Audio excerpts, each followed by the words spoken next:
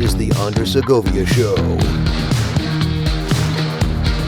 Hey guys, so just for another video. Thank you so much for joining me on this one. I want to tease about an upcoming episode coming to my podcast in regards to agent safety. So as for the real estate professional, I know I do a lot of videos to basically help with tech and also to help you look into see how real estate can work for you, how to better your financial strength, and also to motivate you in your set goals in life. And if real estate can be one of those avenues to get you there, great. But this show is also to help bring to attention, coach, and streamline those of us that are in the industry, because we need to keep up to date with a lot of stuff that goes on. But one of the things that we all tend to take for granted is our safety when it comes to the workplace. And I don't mean the workplace as in the real estate office. I'm talking about when you're the most vulnerable, and that's in open houses.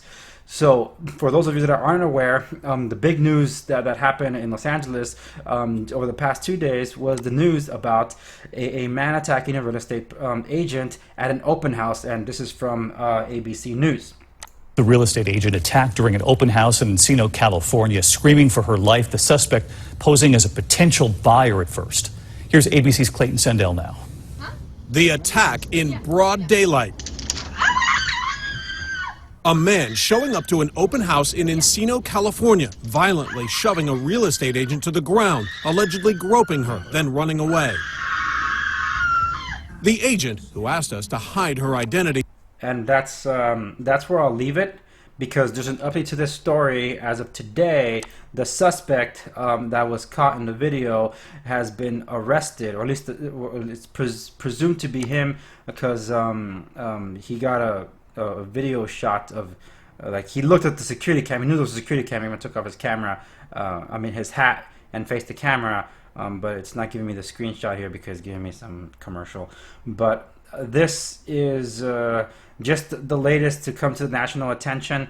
Unfortunately, I had one of my partners. His friend was murdered at an open house not too long ago. So this is something that's actually very serious, where I tell my agents and partners that don't do it alone. If I'm available to be with them in certain situations, then yes, I'll be there present as well to make sure that the more the merrier. But I want to give a walkthrough about or some tips for agents on safety, and that goes the same for the clients coming in, because there are things that you have to be mindful of when you come into a property, particularly one that isn't furnished, that might need some repair, and so you can have some safety in the workplace or in the workspace too. But the reason I'm bringing this up is because today's the end of day 2 of the Reimagine Expo for the California Association of Realtors in Los Angeles.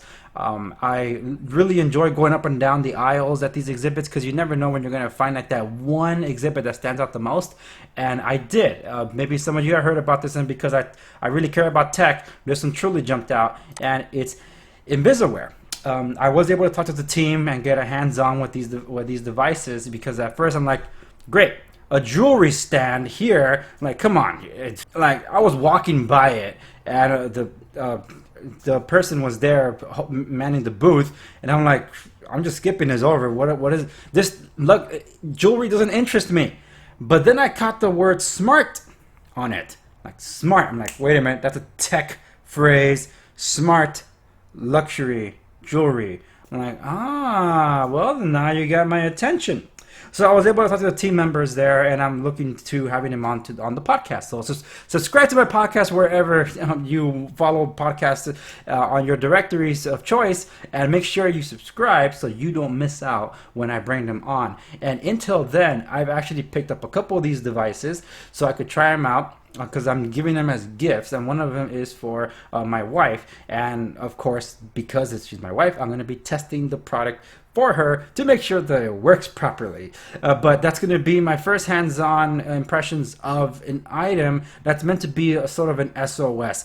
For my mom, I did get her an Apple Watch because she's advancing in age, and her body is wearing down as she advances in age. I gave her an Apple Watch that I had spared, and I was training her how to use it in case there's an emergency. But this goes a little step further in that they offer different things that that you can wear, and for those that don't know, they'll be none the wiser that they just that if the person's under attack and they trigger on this device, then they've already called for help, and that's better than not being able to call for help at all. But that's all I wanted to bring to attention. This is a tease. I'll let you know what I think about the device. I'll do a walkthrough in that video, so like, share, and subscribe, stay in the know for that one. But also subscribe to my podcast so you know when I bring them onto the show and walk the product through with them and find out what people can expect from it. So stay tuned for another video that's coming up. I recorded it before this one,